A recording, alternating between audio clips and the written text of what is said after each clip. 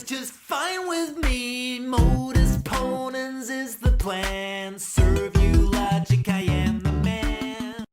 What's up, YouTube? Welcome back to Logical, Plausible, Probable. In this video, I will be outlining a formal argument on the subject of code, which I dare YouTube atheists to counter with anything other than, it's just a metaphor, it's not really code. Okay, it's not an analogy. It's a false analogy. Nom nom nom nom nom nom nom nom nom. Which does nothing but showcase the ignorant state of denial required to be an uninformed atheist. His attempts to poison the well here are to make atheism seem to be the unreasonable position, but he's not arguing against atheism, he's arguing against biological evolution. So for any of you who have seen one of my debates on intelligent design and evidence for God, you have heard me get into great detail on the subject of the genetic code, and how as someone who has a background in tech, it just blows me away that given what's now known about genetics and biological systems, the idea that this all formed through undirected process with no intelligent agency being required is borderline nuts.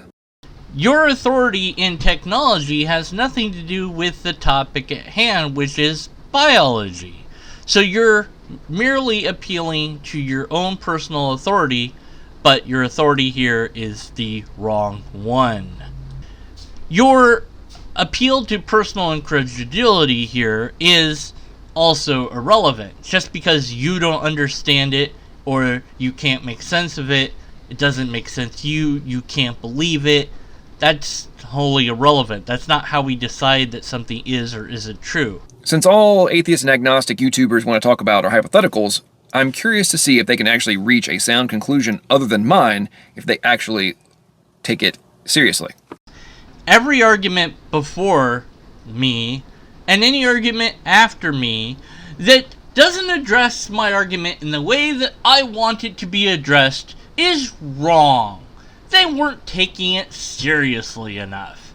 So, if you address the argument, but you don't address it in the way that I want, then you're not doing it seriously. And because you're not doing it seriously, then your argument must therefore be flawed.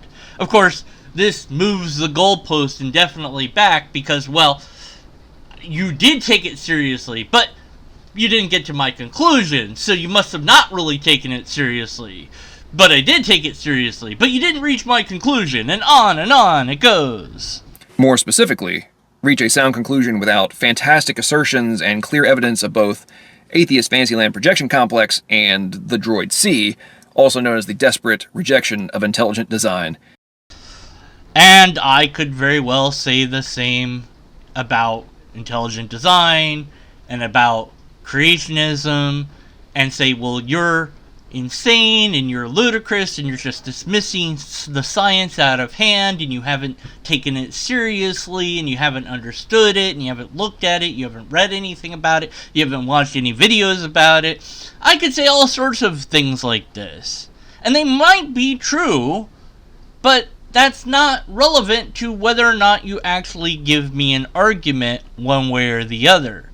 And so all you're doing is adding some more poison to this already poisoned well. Now, to be honest, I should probably spend 10 minutes issuing caveats to prevent the ridiculous amount of predictable talking point responses that don't actually address the argument, but that's entirely pointless.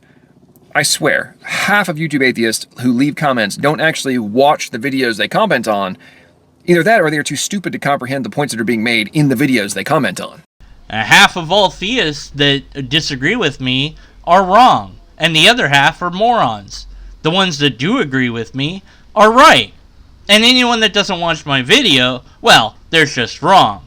And those that do watch the video but didn't understand are stupid. Wait, what? What do you mean that's not an argument? That's not how anything works, you say? Oh yeah. Make your argument! Make your argument! This is a hypothetical. You don't get to run away from the foundation of the argument. Okay, with that out of the way, let's get into part 1 of the code argument. HS, hypothetical syllogism, is seen as one of the weakest forms of argumentation because you can reject, out of hand, the hypothetical part. Why look, you can't object to the first premise out of hand. You must accept it. So I guess I'm God, 'cause that's how that works now. If you do object or reject the first premise of my argument, which you should, then I can object and reject your first premise, which I am. That, or you better start worshiping me because I'm God. One or the other. Premise 1.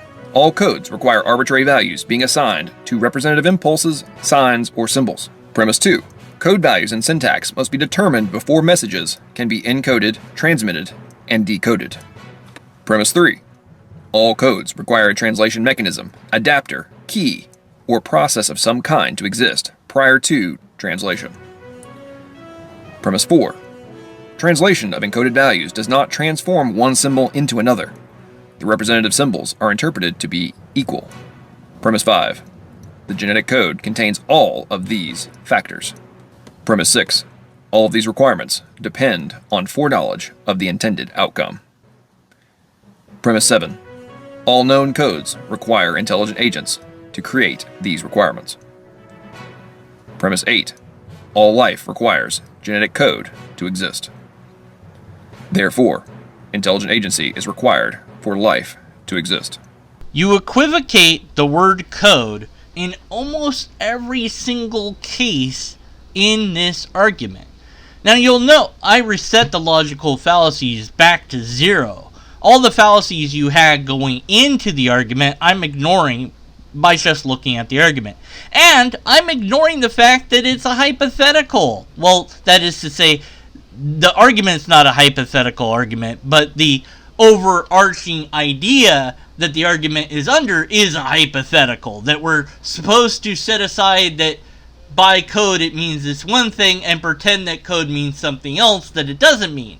But what you mean by code absolutely must stay the same in your own argument. And it doesn't. The code that you're talking about seems to change from programming code to a type of code that you break, like encryption code, to some other version of code throughout your argument. And because of that fallacy, because of equivocation, on that alone, I can reject this argument without having to reject the hypothetical, without having to address all the other fallacies you made leading up to the video, because the argument taken on its own is still flawed. And unless and until you can fix your equivocation, we have to be skeptical of your conclusion.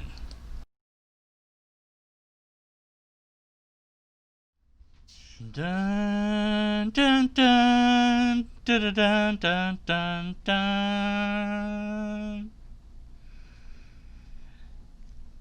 Dun, dun, dun, dun, dun, dun, dun, dun. I'm sick and tired of all these atheists always thinking that they're right.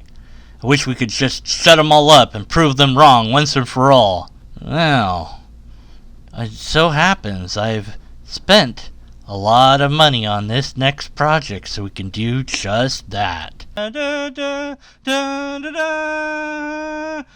Where is he? Where is Jesus? I thought he'd be over here. No, is he over here? I don't see him. Have you seen Jesus? Excuse me, sir. Have you seen a Jesus? Where's Jesus? I can't find Jesus. Where is Jesus? He's not anywhere. I thought you said he'd be here by now. Ah, man, we can't find him at all. We're going to have to go back further. No, I say we stay here and wait for him to show up.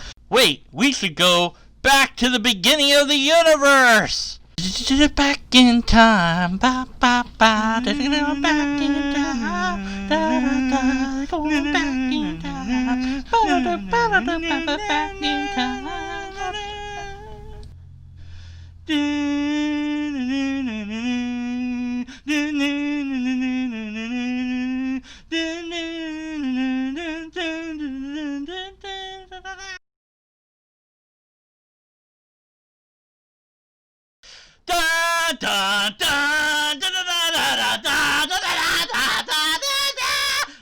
Stop. What? What? Stop. No. Bad deconverted man. Aww.